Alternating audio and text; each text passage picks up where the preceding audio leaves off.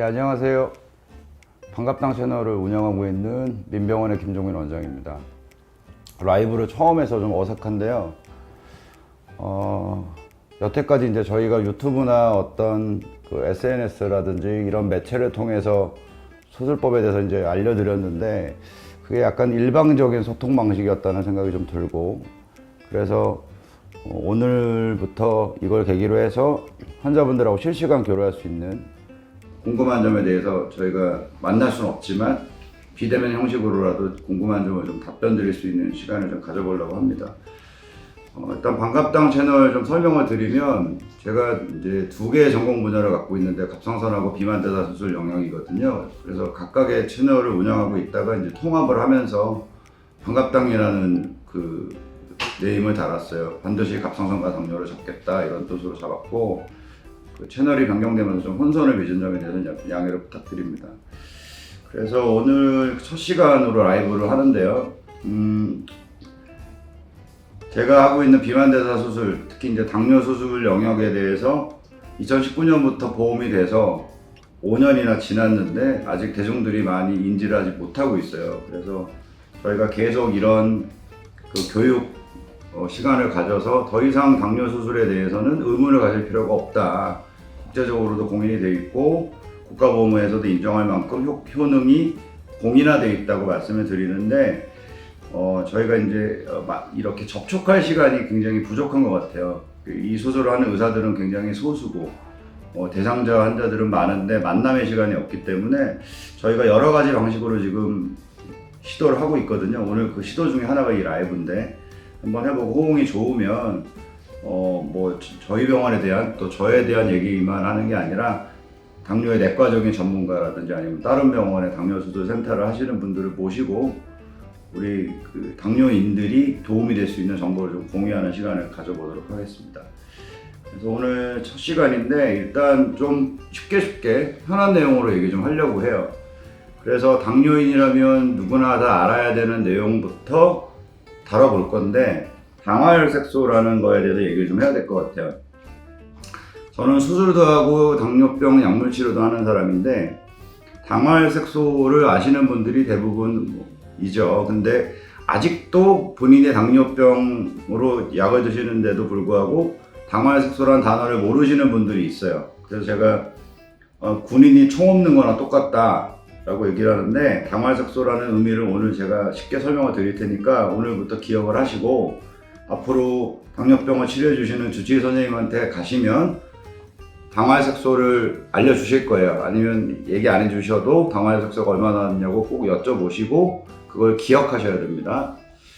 당화혈색소는 여기 보면 좀 설명이 어려운데요.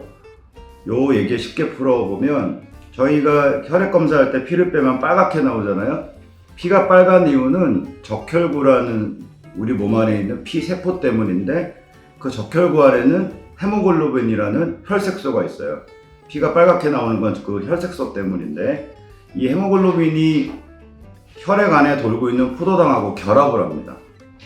결합을 하는데, 그래서 그 결합된 헤모글로빈을 당화혈색소라고 하는 거예요. 쉽게 예를 들면 저희 집안에서 매실주 같은 거 담글 때 그 술에다가 매실을 담궈 놓잖아요. 그래서 그 쪼글쪼글하게 술에 그 설탕도 같이 넣는데 설탕에 쩔어 있는 그 매실의 형태가 당화혈색소라고 보시면 돼요. 그래서 일정 수준 이상의 포도당이 혈액 내에 많이 존재하게 되면 혈색소가 설탕물에 쩔은 것처럼 쪼글쪼글 변하면서 걔네의 비율이 올라가게 됩니다. 근데 그 수치가 당뇨의 아주 치료에 중요한 지침이 돼요. 그래서 당화혈색소는 여기 보면 2~3개월간의 평균적인 혈당을 반영한다고 되어 있잖아요. 아까 제가 말씀드린 혈색소가 있는 적혈구의 수명이 100일 정도 살아요. 그래서 3개월간의 혈당 수치를 반영하는 지수로 당화혈색소를 사용하는 겁니다. 그래서 저희가 당뇨 진단을 할 때 당화혈색소 6.5가 넘으면 당뇨라고 저희가 진단을 하는 근거가 되기도 하고, 치료하면서 당화혈색소를 6.5 이하로 낮추려는 목표가 되기도 합니다. 그래서 당화혈색소 말이 좀 어렵지만 저희 그냥 줄여서 당화라고 하거든요. 당화혈색소 이거 기억을 하셔야 되고요. 얘가 왜 중요하냐, 쉽게 설명을 전 하려고 노력을 하는데 그 당화혈색소는 그냥 성적표예요. 3개월 동안 그 내 혈당이 어땠는지에 대한 성적표인데 환자분들이 제 방에 들어오셔서 당화혈색소가 좀 안 좋아요 그러면 나 오늘 아침에 혈당 110밖에 안 나왔는데 왜 안 좋다 그러냐, 그 혈당을 측정하신 건 그 당시의 혈당이고요. 그 시점부터 3개월 동안 혈당이 오르내렸던 성적표가 당화혈색소입니다. 그러니까 당화혈색소가 안 좋다는 건 장시간 동안 최소 3개월 동안은 혈당이 흔들렸다는 얘기예요. 조절이 잘 안 됐다는 얘기입니다. 그래서 우리가 그 순간순간 재는 혈당이 그것도 중요하죠. 고혈당에 노출되는지를 보는 의미가 있는데 당화혈색소는 장기적인 관리 능력을 평가하는 거다. 이렇게 정리할 수 있습니다. 여기서 한마디 더 드리면 그러면 당화혈색소 보면 되지 혈당은 뭐하러 재서 오라고 하느냐 이렇게 물어보시는 분이 있어요. 당화혈색소가 성적표면 혈당은 각 과목의 성적이라고 볼 수 있어요. 저혈당이었다 고혈당이었다가 오르락 내리락 하는 이 변화가 심할수록 평균치는 좋을지 몰라도 고혈당에 노출되는 횟수가 많으면 결국에 합병증이 오거든요. 그래서 당화혈색소는 병원에서 측정하는 거지만 집에서 재는 혈당도 굉장히 중요하다. 치료에 전략을 짤 수 있다. 예를 들어서 아침 혈당은 괜찮은데 꼭 저녁 혈당이 안 좋다. 그러면 저녁약에 집중을 할 수 있고, 아침에 자고 일어나는데 너무 저혈당이 심하다 그러면 저녁약을 줄여줄 수 있고, 아니면 점심 이후로 바꿔준다든지 이런 전략이 나오는 겁니다. 어떻게든 고혈당에 노출되는 빈도를 줄이고 평균 성적 당화혈색소가 6.5 이하로 유지되게 하는 게 당뇨의 치료 원칙이에요. 그래서 이 당화혈색소가 그러면 좋다 안 좋다의 기준이 뭐냐? 의사들의 원칙은 6.5 이하로 조절을 해주는 건데 사실 진료 현장에서 6.5 이하로 조절되는 분들 만나기 굉장히 어렵습니다. 보통은 7 이하만 돼도 아유 잘하셨어요 그래요. 근데 당화혈색소가 7.5 이상 넘어가면 음식을 먹고 어떤 타임에든 혈당을 쟀을 때 200 이상 넘는 일이 비일비재해집니다. 그러니까 당화혈색소하고 순간순간 되는 혈당에 비례관계가 존재한다는 건데, 당화혈색소가 좋은데 혈당이 2, 300 올라가는 일은 사실 그렇게 많지는 않아요. 그러니까 당화혈색소가 올라가면서 성적표가 나빠지면 각 과목의 성적표도 당연히 나쁜 상태겠죠. 그래서 다시 말씀드리지만 당화혈색소 6.5 이하로 낮추는 게 저희의 치료 원칙입니다. 근데 나빠지면 어떻게 될까? 나빠지는 기준치가 과연 얼마일까? 저희는 7 이상은 당 조절이 안 된다고 보고 있어요. 7 이상이 되면 혈관 안에 좀 더 진한 혈탕물이 지난다고 볼 수 있죠. 그러면 찐덕해지고 점도가 올라가잖아요. 그러면 크기가 작은 순서대로 혈관이 막혀가기 시작합니다. 그래서 미세혈관, 말초혈관, 중간 사이즈 혈관, 큰 혈관 순서대로 작은 혈관부터 점점점 망가져요. 정말 유명한 연구인데요. 영국에서 대단히 아주 장기간 당뇨병 환자들의 당화혈색소와 합병증의 이 연관관계를 조사를 해봤더니 당화 1을 낮추면 합병증 발생률이 21%나 줄어들어요. 어마어마한 데이터거든요. 그래서 저희가 환자들한테 당화혈색소가 7.8 정도 나왔다 그러면 어떻게든 7 이하로 떨어뜨리려고 말씀드리는 이유가 이거고, 8.5가 넘어가면 약을 더 쓰든지 인슐린을 쓰든지 적극적으로 혈당을 떨어뜨려야 된다고 강조하는 게 바로 이 부분에 있습니다. 우리가 목표가 6.5인데 8.5 정도로 당화가 우리 기준치보다 2 이상 높다. 그러면 1점 떨어뜨릴 때 21% 감소됐다면 역으로 1점이 올라가면 20% 이상의 위험도가 올라간다는 뜻이죠. 이래서 당뇨를 저희가 보이지 않는 살인자라고 얘기를 하는 거예요. 이렇게 당뇨 환자들한테 당화혈색소 1점을 낮춰봤더니 미세혈관 합병증은 3분의 1이나 줄고, 말초혈관 합병증은 43%, 심근경색은 14%가 줄었고, 중풍, 뇌졸중도 12%가 줄었고 1점밖에 안 낮췄는데요. 심부전은 16%가 줄었고, 실명하시는 분들이 당뇨병 환자에서 많은데 그런 실명률도 19%나 줄었더라 하는 결과가 아주 오래전부터 교과서적으로 이미 명시될 정도로 데이터가 나와 있어요. 그러면 나는 당뇨 5년 좀 넘었는데 아직 당화혈색소 7 이하로 대부분 나온다.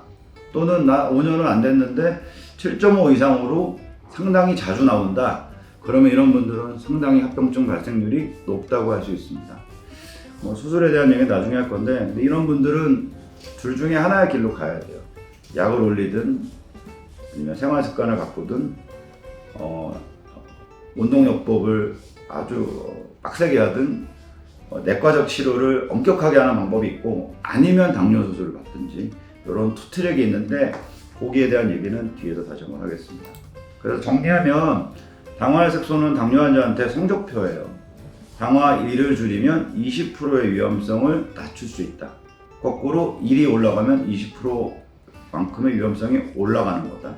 그래서 합병증이 생기면 그때는 단순히 혈당이 높은 것만 관심을 갖는 당뇨 환자가 아니라 혈관 환자가 되는 겁니다. 그래서 어떤 치료에도 당화혈색소가 낮아지지 않는다. 물론 내과생들한테는 약간 이견이 있을 수 있지만, 저희 같은 당뇨 수술 하는 외과 의사 입장에서는 대사수술이 적합하다고 제안을 하는 겁니다. 사실 가장 최근이죠. 저희 전원일기에 나오셨던 그 유명한 김수미 배우께서 이제 갑자기 돌아가셨는데, 신문을 보고 저도 좀 놀랐어요. 그러니까 제가 다루는 영역이니까 고혈당 쇼크로 돌아가셨다고 돼 있어요. 근데 돌아가실 때 그 상태 혈당을 보니까 500이 넘었다고 알려져 있더라고요. 근데 이게 뭐냐? 아까 제가 고혈당 노출, 고혈당 스파이크 이런 표현을 썼는데, 고혈당이 되면 보통 저희 정상적인 사람들은 어떤 상황에도 200을 넘지 않거든요. 근데 그게 500 이상, 600 이상 올라가면 그냥 아주 진한 설탕물이 혈액에 진한다고 보시면 돼요. 그러면 몸 안에 밸런스를 맞추려고 물을 끌어당기니까 탈수가 생깁니다. 심하게 갈증을 느끼고 몸의 그 산성과 알칼리 밸런스가 깨져요. 좀 어려운 얘기지만, 그래서 몸이 산성화됩니다. 산성화가 되면 구토하고 복통이 일어나는데, 이건 의식이 있을 때 얘기예요. 자는 중에 그런 일이 생기면 김수민 씨처럼 의식이 떨어지고 나도 못 느끼는 사이에 혼수가 오고 돌아가시는 경우까지 있어요. 이게 케톤산증이라 그래서 조절되지 않는 고혈당 환자한테서 나타나는 가장 치명적인 급성 합병증 중에 하나입니다. 그래서 당뇨가 이렇게 무섭다. 당뇨가 천천히 사람을 망가뜨리는 침묵의 살인자인 면도 있지만, 고혈당에 노출된 기간이 길고 과하게 올라가면 급성으로 사망까지 이르는 경우도 있을 수 있다. 이 말씀을 좀 기억하셨으면 좋겠고요. 그래서 요즘 이제 날씨가 추워지고 이러니까 사실 당뇨 환자들이 조절이 안 돼요. 왜 그런 거 봤더니 이제 뭐 감자, 고구마, 그리고 겨울에 먹는 과일들, 이런 그 먹거리들이 많아지면서, 물론 여름에도 과일은 나오지만 특히 겨울에 나오는 과일들 중에 혈당을 많이 올리는 과일들을 즐겨 드시는 분들이 있어요. 그 중에 대표적인 게 혀에서 느껴지는 단맛만 가지고 당 지수가 높다고 할 수는 없거든요. 저희 당뇨 의사들이 잘 좋아하지 않는 과일이 있어요. 그게 바로 단감입니다. 단감이 혈당을 몇 백을 올려요. 감 하시는 분들은 이 얘기 들으면 싫어하시겠지만, 그래서 단감 같은 거 하루에 식후에 한두 개씩 드시다 보면 나도 모르게 200~300대 나오고, 그 다음에 병원 갔을 때 당화혈색소가 너무 올라서 안 되겠어요 라는 얘기 들으실 수 있어요. 실제로 당화가 너무 조절 잘 됐던 분들이 겨울철에 많이 흔들리시는 이유 중에 이런 과일류가 원인이 됩니다. 그래서 당부드릴 거는, 과일은 몸에 좋다는 상식이 우리나라에는 있어요. 그래서 나는 당뇨니까 과일을 더 먹어야지 하는 이런 오류가 있는데, 과당이 포도당으로 전환되기 때문에 포도당이 높은 병이 당뇨 환자는 절제하는 원칙 하에서 드셔야 돼요. 그래서 주 1회 또는 주 2회 이내로, 예를 들면 달달한 과일일수록 하나를 다 드시면 안 됩니다.